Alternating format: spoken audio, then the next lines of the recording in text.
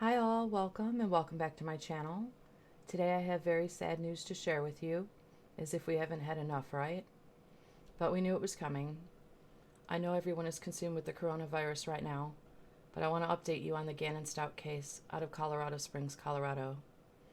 If you've been following the case, you know 11-year-old Gannon Stauch has been presumed dead by police, and his stepmother Letitia Stauch was arrested and charged with his murder. Well, now it's been confirmed.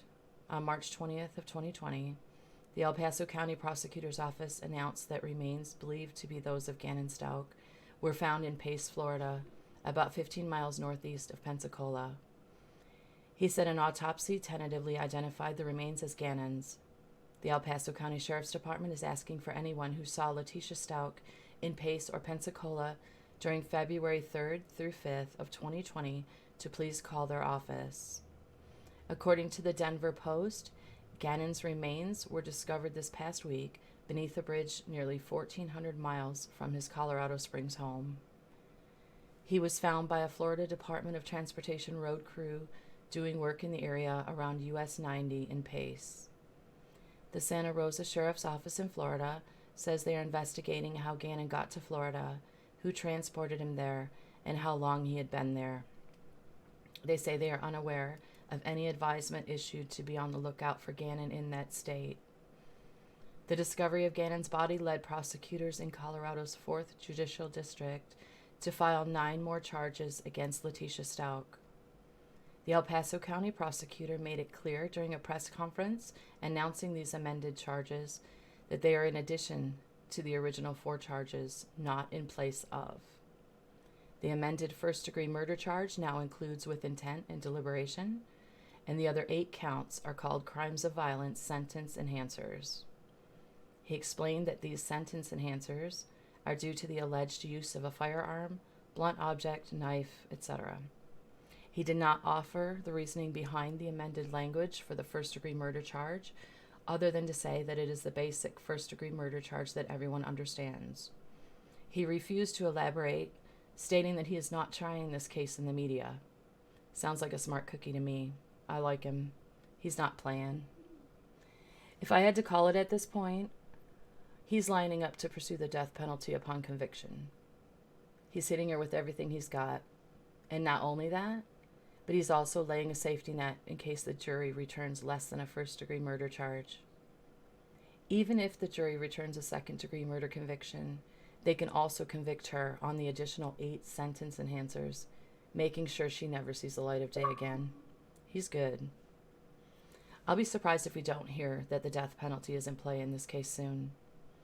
We saw a similar strategy in the Chris Watts case out of Frederick, Colorado, where he was charged with multiple life sentences in a plea deal that he took to take the death penalty off the table. If you followed that case, then you know it never went to trial because Chris chose to confess to his murders to avoid the possibility of a death sentence. The irony in that was that the prosecutor gave his victim's family the option whether to pursue the death penalty or not, and they elected not to. So the prosecutor respected their wishes and wasn't going to pursue it. I would like to see this prosecutor do the same thing with Gannon's parents. If he's gearing up to pursue the death penalty, I would like him to give Gannon's parents the final say. They deserve that.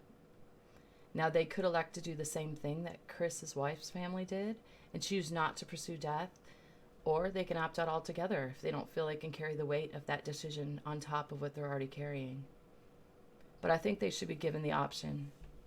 Judging from what I've seen from Gannon's mother so far, I would be surprised if she didn't jump all over that and then run to the media to scream it out loud and clear the moment the prosecutor announces it, so Letitia can hear it coming right from her mouth.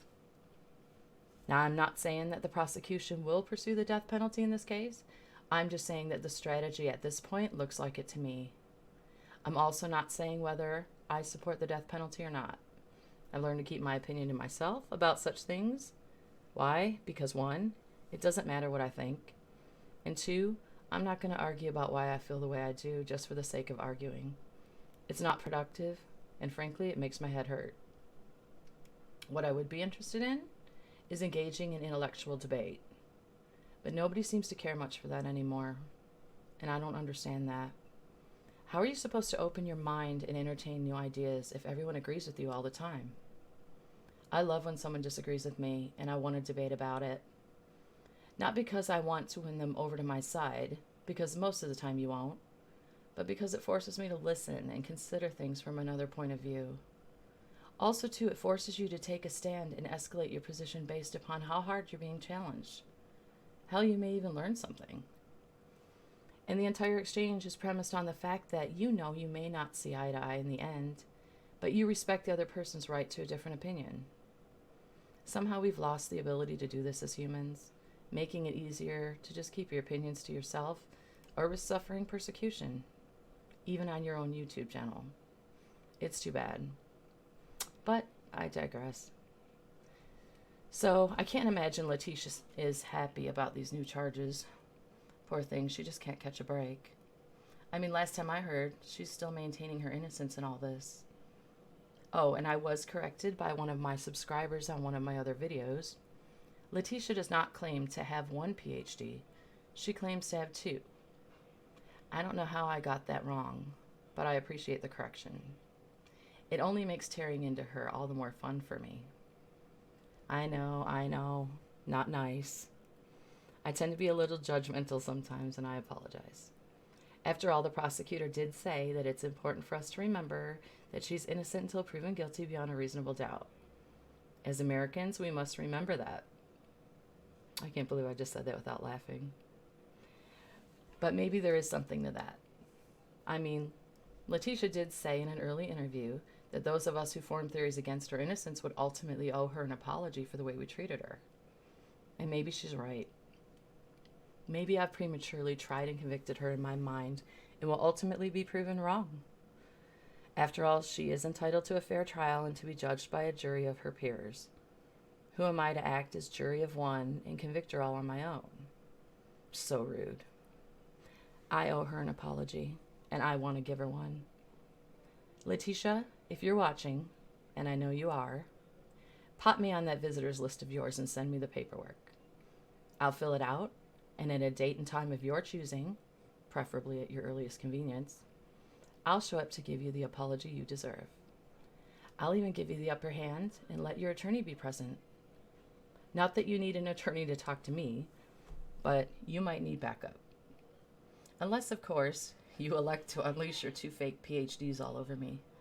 Then I might find myself on an uneven playing field due to my extreme lack of higher education. But I can take it. And now that I'm conceding this to you, I just have a couple stipulations of my own. If allowed, we meet face to face. No glass in between, total eye contact, and no handcuffs. Although I will be in an extreme disadvantage intellectually, I don't want you to feel disadvantaged in any way, shape, or form. I want you at the very top of your game, and then I will apologize profusely. Somewhere in between destroying your psyche and making you wish you were never born, I will apologize. I promise. And I'm a girl of my word. Ask anybody who knows me. There. I'm proud of myself. I can be the bigger person. Now, I guess I'll just wait until I get the paperwork in the mail. I will be so bummed if she doesn't take me up on my offer. It's important to apologize when you're wrong. At least I think so. Thanks so much for watching. Please pray for Gannon's family to get through this. They need it. They're going through hell on top of the hell that we're all going through. Let's be there for each other. We can get through this. I hope you all stay safe out there. And please stay home to keep others safe as well. I love and appreciate you, and I'll see you on my next video.